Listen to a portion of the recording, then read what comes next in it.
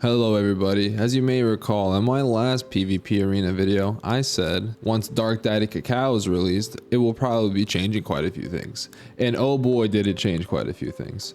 So let me show you a new team that's been out in the meta since Dark Daddy Cacao has been released that has just been helping me massively. So up front we have StormBringer and Financier, then in the middle we have Dark Daddy Cacao and White Lilly, then in the back we have Mystic Flower.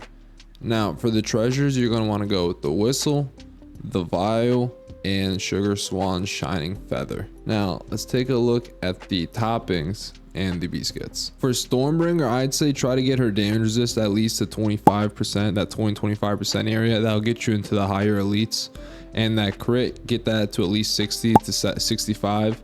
The whistle gives her 15%, and she can also get a further little bit boost from there. And damage resist bypass, 20% is a good area that you want to be focusing in at. When you're looking at the biscuit itself, as you can see here, I've got a good mix of crit, damage resist bypass, and damage resist. Stormbringer is pretty tanky, so she's not going to be one of the cookies that die in this team. So you want her to be kind of also have that focus on dealing damage while improving the tankiness of her. For Financier, you want at least a 22.3% cooldown because that'll get her that 3-second starting range.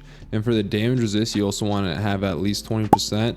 And then from there, you want to boost whichever one more or less, depending on what your needs are. If your Financier is tanky enough and higher level enough, you can go more cooldown. Whereas if your Financier is having trouble surviving, you can go damage resist. When it comes to her biscuit, you're going to want to focus on cooldown and damage resist kind of equally. Now, the big man himself, and I love this cookie, love him so much. Now, I've seen some teams that must have had chocolate toppings on him, but I've had much more luck with the full almonds.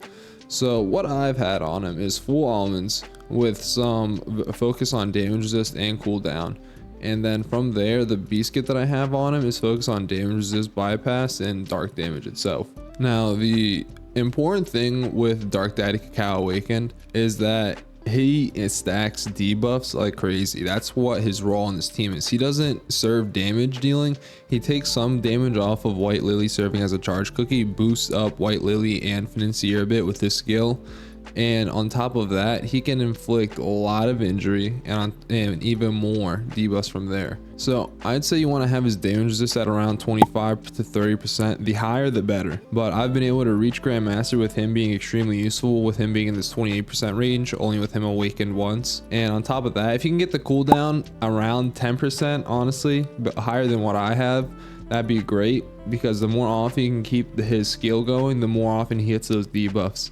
And damage resist bypass is useful for healing himself in those scenarios because he can heal himself through his attacking ability.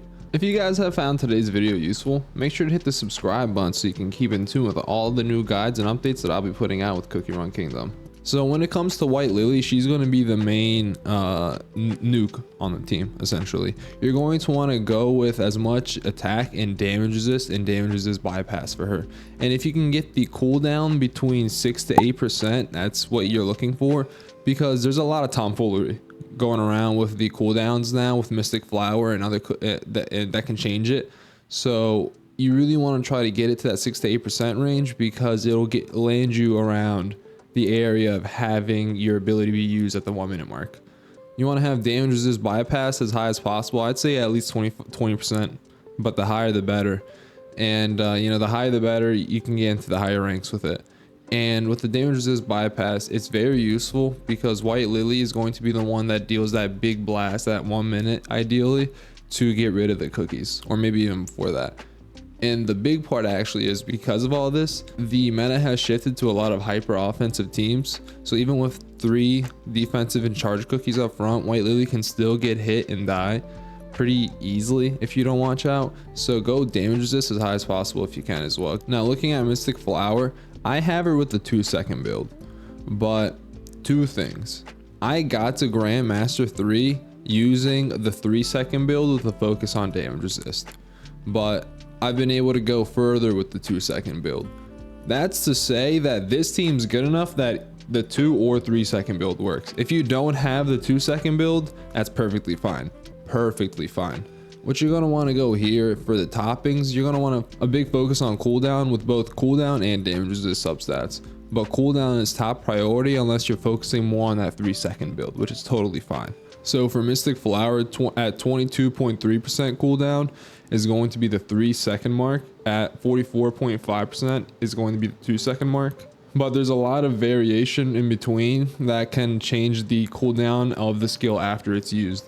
For example, that beginning number plays 2 roles in the starting cooldown and the normal cooldown. It has a set factor that you can track that changes the initial cooldown, but from there's a lot of variation. So if you're going to go for the 2-second cooldown, I try to get at least 10% damage resist on Mystic Flower, you know, with, you know, the necessary 44.5% cooldown. And if you're going with the damage resist build, I try to get into that 25% range. You know, but if you can get higher, the better. But you want at least 22.5% on her so she can get that 3-second cooldown.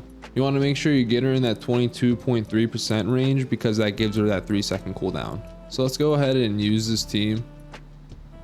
So this team has had a little bit of trouble with some blueberry pie builds, but overall, it wins most of the matches that I come across.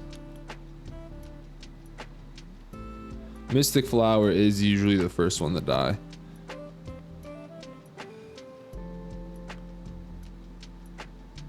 And see, Dark Cacao serves that role of hitting them with a lot of debuffs and weaknesses. Slows them down, lowers their attack, lowers their crit. And he's usually the second one to die as well.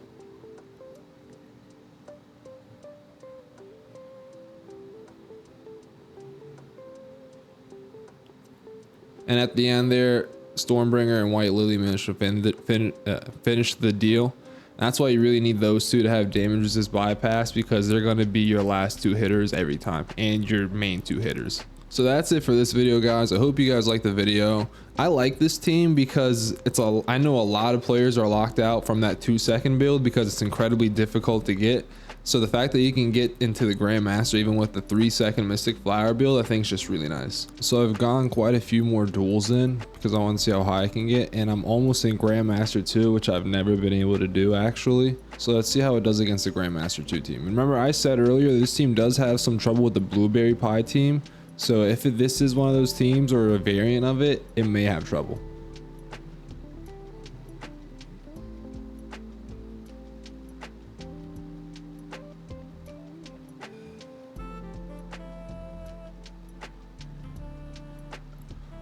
So let's see, his Dark Cacao did a lot more damage. I think this may be the difference between a build involving Dark Cacao having damage resist, whereas he has cooldown.